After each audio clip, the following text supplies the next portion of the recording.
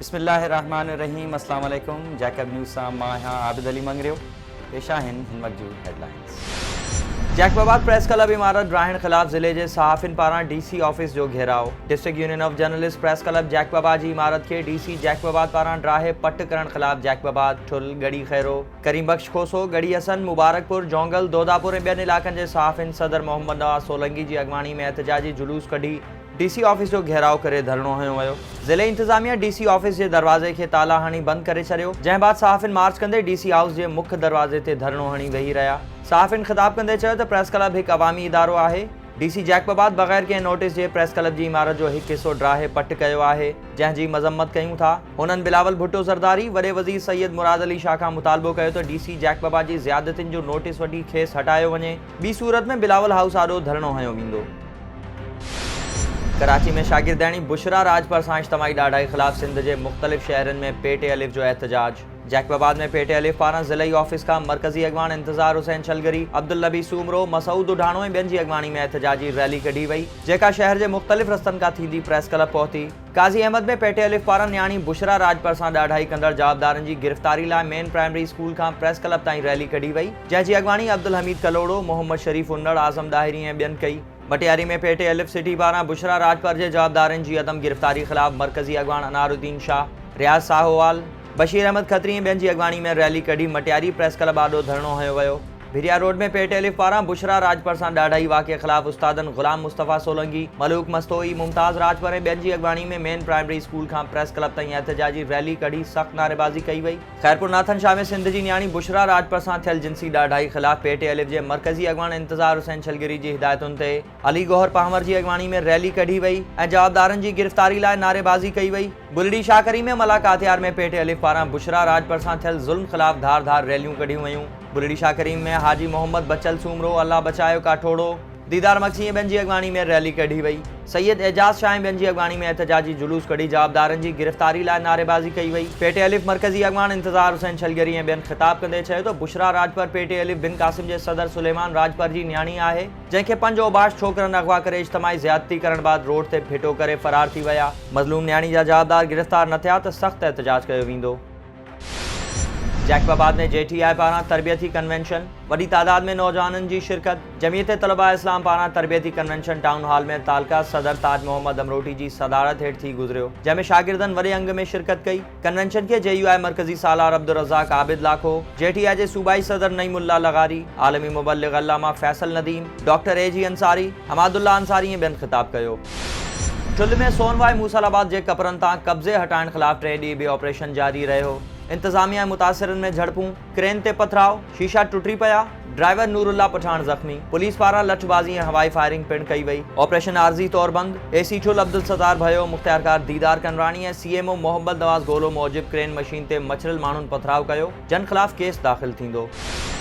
नज़रवा वेझो कारें तकरार जो निबेरो, ॾोही धुर ते 7 लाख रुपया चटी। ॻोठ असला ख़ान बंगलानी में जाफ़री ऐं बंगलानी बिरादरी में हलंदड़ कारें तकरार जो निबेरो चीफ मुक़द्दम अज़ीज़ुल्ला जाफ़री ऐं मुक़द्दम जहांगीर ख़ान बंगलानी जी सरपंची में थियो, जिते धुरिन जूं ॻाल्हियूं ॿुधण बाद ॾोही धुर जे अनीस बंगलानी मथां 7 लाख रुपया चटी विधी वई। 1.5 लाख मौक़े ते अदा, 70,000 मुआफ़, 50,000 रुपया हद जी पुलिस लाइ कढिया विया। दरिया खानमरी में रेलवे फाटक क्रॉस करण बाद रेल जो टक्कर लॻण सबब 6 वरनि जो मासूम नीगर फौत। मासूम नीगर बख़्त अली ख़ास ख़ैली पटड़ी क्रॉस करे रहियो हो त सखर खां कराची वेंदड़ रेल हेठियां अची वियो, जंहिं सबब नीगर जो सिर धड़ खां धार थी वियो। इत्तला ते पुलिस पहुची लाश तहवील में वरिती ऐं ज़रूरी कार्रवाई बाद वारिसनि हवाले कयो। ॿुधायो पियो वञे त नीगर जो ज़हनी तवाज़ुन दुरुस्त न हो। सखर पुलिस पारां मुक़ाबले बाद धाड़ेल मारण जी दावा। SSP सखर इरफान समो जे PRO दावा कंदे चयो आहे त जादल जी लांढी बचाव बंद वेझो पुलिस ऐं धाड़ेलनि विच में फायरिंग दौरान संगीन ॾोहनि में मुलविस धाड़ेल मोहम्मद अली बुर्रो मारिजी वियो आहे। संदसि कब्ज़े मां क्लाशनकोफ ऐं गोलियूं हथ कयूं वयूं आहिनि। धाड़ेल पुलिस मुक़ाबलनि अगवाउनि धाड़नि फुरनि समेत संगीन ॾोहनि जे वारदातनि में सखर, जैकबाबाद, शिकारपुर, नवाबशाह, घोटकी ऐं कराची समेत सिंध जे ॿियनि ज़िलनि जी पुलिस खे घुर्बल हो।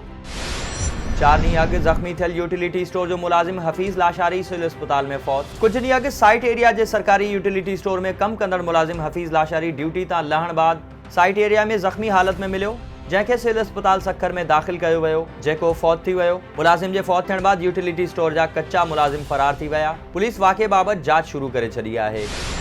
ठुल में मोटरसाइकिल चोराइण दौरान चोर सोघो, शहरनि पारां कुटको, पुलिस हवाले। बलोच कॉलोनी में चाबी चोर पारा शहरी शाहनवाज कंडराणी जी मोटरसाइकिल चोरी करण दौरान मुबैना चोर साहिब बंगलाणी के शहरनि सोघो करे वरतो ऐं खेसि कुटको ॾियण बाद पुलिस हवाले करे छॾियो। नवाबशाह में आमरी शाख जे आबादगारनि पारां पाणी खोट ख़िलाफ़ प्रेस क्लब आॾो धरणो। आबादगारनि मुराद ख़ास खैली, जुम्मन जमाली, मीर ख़ान ख़ास खैली ऐं ॿियनि जी अॻवानी में एहतजाज कंदे चयो त असां आमरी शाख जा आबादगार गुज़िरियल केतिरे ई अरसे खां पाणी खोट ख़िलाफ़ एहतजाज करे रहिया आहियूं, पर केर बि ॿुधण लाइ तयार न आहे। असांजी ज़मीननि जो पाणी बंदि आहे, कणक सुकी रही आहे। एसडीओ इरीगेशन रिश्वत एवज़ पंहिंजे मनपसंद आबादगारनि खे पाणी ॾिए थो। हुननि घुर कई त हथरादू पाणी खोट ख़त्म करे आबाद ज़मीनूं बंजर थियण खां बचायूं वञनि। घारो में सरकारी ज़मीननि ते कब्ज़ो करे प्लॉटिंग कंदड़ माफ़िया ख़िलाफ़ सिविल सोसाइटी जो एहतजाजी जुलूस पीटीआई जे मुस्तफ़ा चांडियो, अमीरुल बहर जे अशरफ मला, पीपी यूथ जे मंसूर चांडियो ऐं ॿियनि जी अॻवानी में एसी ऑफिस आॾो धरणो हयो वियो। अॻवाननि घुर कंदे चयो त घारो ऐं भरपासे में बाअसर कब्ज़ा माफ़िया पारां सरकारी ज़मीननि ते कब्ज़ो करे गैर क़ानूनी प्लॉटिंग जो नोटिस वठी ग़रीबनि सां फ्रॉड थियण खे रोकियो वञे, ॿी सूरत में सख़्तु एहतजाज कयो वेंदो। पीटीआई अॻवाननि अब्दुल अज़ीज़ अबड़ो, मुनव्वर खान चौहान ऐं ॿियनि सखर प्रेस क्लब में प्रेस कॉन्फ्रेंस कंदे चयो आहे त सेनेट चूंडुनि में सिंध खे नज़रअंदाज़ कयो वियो आहे। सिंध जी टेक्नोक्रेट सीट ते पीटीआई पारां नामज़द कयल सैफुल्ला अबड़ो हिकु पैराशूट सियासतदान आहे। सैफुल्ला अबड़ो करोड़ें रुपयनि जी करप्शन जे ॾोह हेठि नैब वटि पेशूं काढे रहियो आहे। पीपल्स पार्टी जो वेझो हुअण बावजूदि खेसि पीटीआई जी टिकट ते सेनेट जी सीट लाइ नामज़द कयो वियो आहे। शिया उलमा काउंसिल जो सखर खां निकतल तहफ़ुज़ अज़ा लॉन्ग मार्च मटियारी पहुतो। लॉन्ग मार्च सूबाई सदर सैयद नाज़िर अब्बास तकवी ऐं सैयद अल्लामा शहनशाह नकवी जी अॻवानी में पहुतो। इन मौक़े ते अॻवाननि ख़िताब कंदे चयो त असां मुहिब वतन पाकिस्तानी आहियूं। अज़ादार इमाम हुसैन अलैहिस्सलाम ते कूड़ा केस कंहिं बि सूरत में बर्दाश्त न कंदासीं। केस ख़त्म न थियण ताईं वॾे वज़ीर हाउस आरो एहतजाजी धरणो जारी रहंदो। टाउन कमेटी घारो जे बरतरफ़ थियल कच्चे मुलाज़िमनि जी बहाली लाइ प्रेस कॉन्फ्रेंस। इरफान अब्बासी ऐं मुलाज़िमनि घारो प्रेस क्लब में प्रेस कॉन्फ्रेंस कंदे चयो त 2012 खां टाउन कमेटी घारो में मुलाज़िमत करियूं था, पघारूं पिण मिलंदियूं रहियूं, पर 2017 में बिना के सबब जबरी बरतरफ़ कयो वियो। हुननि अपील कंदे चयो त खेनि नौकरियुनि ते बहाल करे रोज़गार ॾिनो वञे। ॾहकी में इंतज़ामिया जो ॾहरवा जे कप तां कब्ज़ा हटाइण लाइ ऑपरेशन। ज़िले इंतज़ामिया पारां एसी घोटकी, मुख़्तियारकार, आबपाशी एंटी इंक्रोचमेंट पुलिस जी निगरानी में कार्रवाई करे क्रेन जी मदद सां नाजाइज़ अॾावतूं ड्राहे पट कयूं वयूं। ऐं सोबतपुर में हिकु ॾींहं जो रूहानी इज्तिमाई कॉन्फ्रेंस में अल्लामा पीर सैयद मज़हर काज़मी, पीर मोहम्मद सिकंदर सुल्तान, अल्लामा पीर मोहम्मद कादरी सरवरी, सैयद मोहम्मद सलमान गुल ऐं साहिबज़ादा पीर सुल्तान मोहम्मद हयात कादरी समेत नाले वारनि नातख़्वाननि ऐं आशिक़ान रसूल वॾे अंग में शिरकत कई। हिन वक़्त तव्हांजूं हेडलाइंस। वधीक ख़बरुनि ऐं अपडेट्स लाइ विज़िट कयो असांजी वेबसाइट www.jacobnewshd.com ऐं फेसबुक ते फॉलो कयो। ॾिसंदा रहो जैकब न्यूज़, ख़बर खां हक़ीक़त ताईं।